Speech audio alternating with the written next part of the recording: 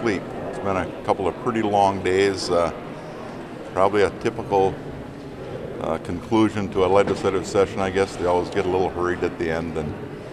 But the good news is I did hear that the House were able to take up the jobs bill and pass it, so the entire state budget is on the governor's desk. Unfortunately, I don't believe they got to the bonding bill, but it wasn't a must-pass bill. But the entire state budget is on its way to the governor. I imagine by the time they all get enrolled and signed all the proper signatures over the next couple days, he'll probably receive the bills. What about the legacy? It's not a must-pass bill. I mean, I've said all along that or if we were going to focus on the budget bills, the legacy bill can be taken up. If the governor wants to call a special session to do it, I suppose we can figure out how we'd accomplish that. Would you want to take up bonding and legacy as a special session? Oh, my preference would be to take up the bonding. What I don't know is the capital provisions that were in the bonding bill, how time-sensitive they were. I don't believe they all were time-sensitive, but some of them may have been. Every session has kind of a special feel to it. How would you encapsulate this particular session, especially the last couple of hours here? In all my years here, this was, I think, the most bipartisan session I've ever seen. There was an incredible amount of bipartisan votes on things, and I think that is reflected by the fact of this is what divided government looks like. And we have a Republican House and a Democratic Senate, and people were in a position where they were forced to work together, and that's why you saw so many bills, more bills I think than I've ever seen, pass with pretty strong bipartisan margins. So I think it's been probably one of the more bipartisan sessions, and probably the most bipartisan session during my time here. And yet, with a special session looming, does divided government work if we're headed into a special session? Well, I think it worked fine. I mean, the budget is on the governor's desk, and he's another branch of government, and he's going to make a decision if he wants to sign or veto or let go of legislation that came his way. But the session came to a conclusion like it should have. We passed a 2-year budget, and I think it was fine. I would rather have been quite as hurried at the end, but we waited around a lot today for the House to send us stuff so we could do work. And it's not being critical. It's just that is why last Friday, based on my experience here, I told the Speaker and the Governor this had to get wrapped up, and that is why I sat down with the Speaker and tried to craft a global deal that clearly he wasn't able to reach with the Governor. And I feel very good about the fact that I did that last Friday, because we were able to pass the entire state budget before the constitutional deadline. That would not have happened if we had stayed in the governor's residence for many more minutes, frankly. And it is just the mechanics of all the work that goes into getting the bills assembled so that the legislature can take them up. It takes a lot of time, and you saw it today. I mean, we sat around a long time waiting for the revisor's office to process bills to get them ready for a vote. Do the House voted on a bill that will veto the education bill? Is that definitely going to happen? I do not know. Has he said anything to you? Have you had a conversation? I have not talked to the governor since I met with him about 2 o'clock, I think yesterday. Days are running together for me, I think yesterday. And I know the Speaker has actually had some conversations. I have not had a conversation with him or his Chief of Staff since then. I've made it pretty clear. If the Speaker had made a decision to send a bill over with some extra money, whether it's pre-K or whatever agreement he reached with the governor, I would have taken it up and passed it tonight. And I know there were some conversations about that between the governor's office and the Speaker this afternoon and into the evening, but apparently they weren't able to reach an agreement on what that might have looked like. You'll likely go into discussions with the governor again at some point, or negotiations. Do you start from square one, or is there some progress so that you can kind of get a running start on the ed bill I'm talking about, Mr. Leader? Well, I don't know what he's going to do with it. I did tell him that I thought it was very risky to veto the education bill. There is little I can do. The governor's going to make his own decisions, but I did tell him that he was at some risk. I've gotten to know the Republican majority, and he's at some risk that they're going to start at zero. We have a Republican majority across the road that doesn't believe in spending money. That's why we have $1 billion left on the bottom line. The House voted on a jobs bill, that nobody read, and the Senate just had a few minutes to read the bill. How do you explain to Minnesotans that sort of last-minute vote on bills that legislators didn't read?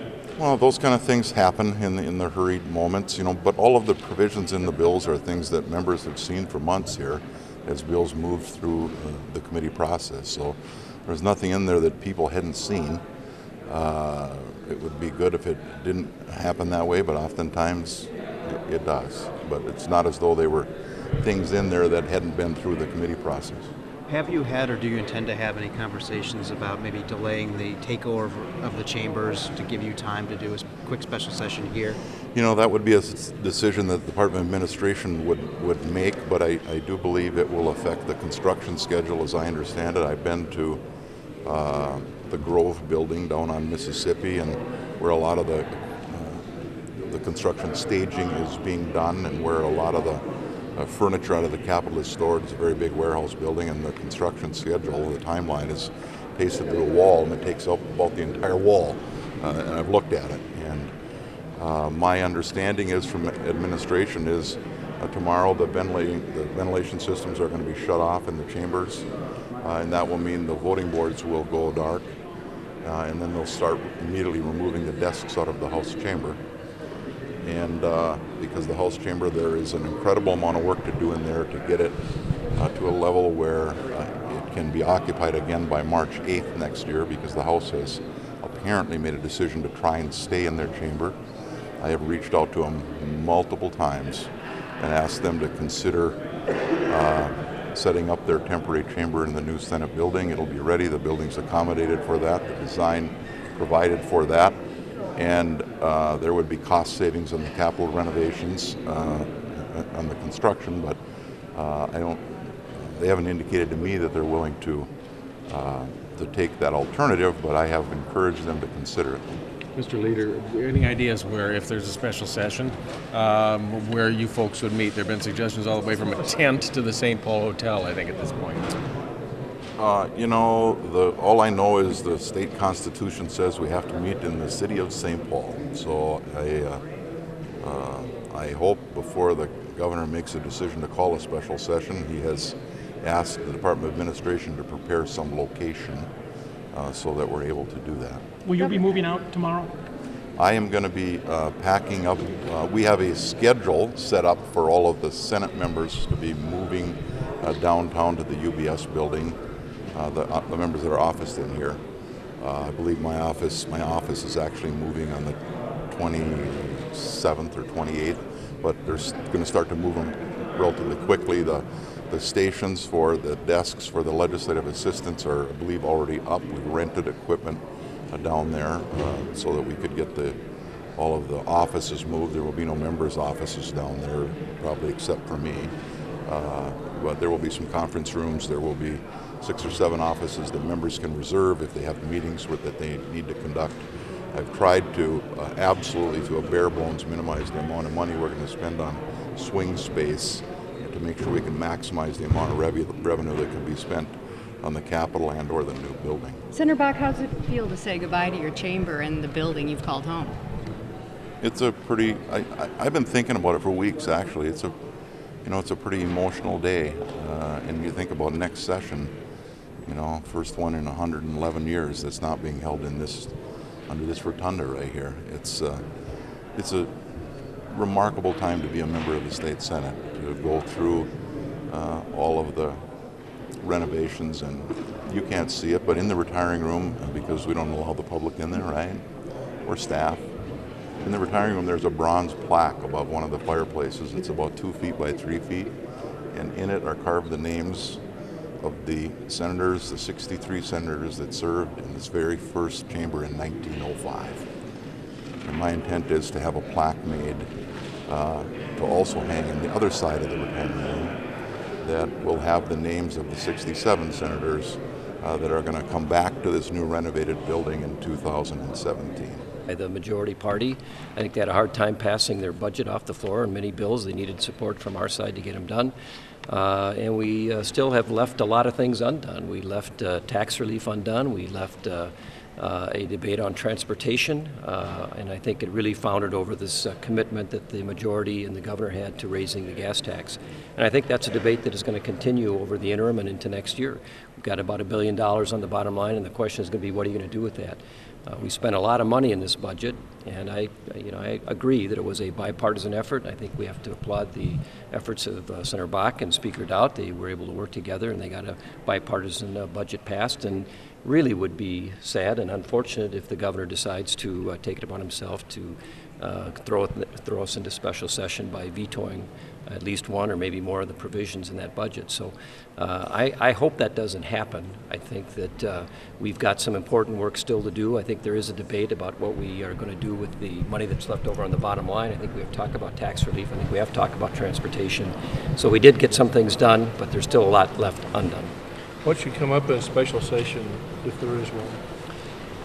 I'm sorry. How expansive? How Yeah, expansive? What should you have? Yeah.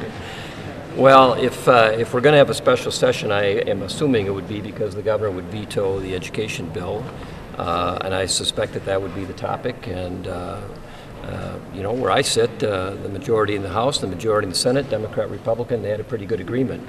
I don't know how it gets better. I think if you put it into special session, I'm not sure what you get, but I don't know how it gets better than the agreement that was provided. Do you want anything else in there? Bonding, taxes, transportation? Do you want to open up the agenda? Well, we did pass the bonding bill on the floor. I think it's unfortunate Senator Marty was filibustering their own budget there for a while, and it wasn't able to be taken over to the House to get passed. I think that is an important provision, some flood relief and disaster relief for the state that I think there was, again, bipartisan agreement that needed to get done, but Democrats decided they were going to filibuster the time and run out the clock, and that didn't get done. So I guess if there's a special session, that might have to be taken up and done again. I think there is agreement on that already. I think it wouldn't take much to get that particular bonding bill done.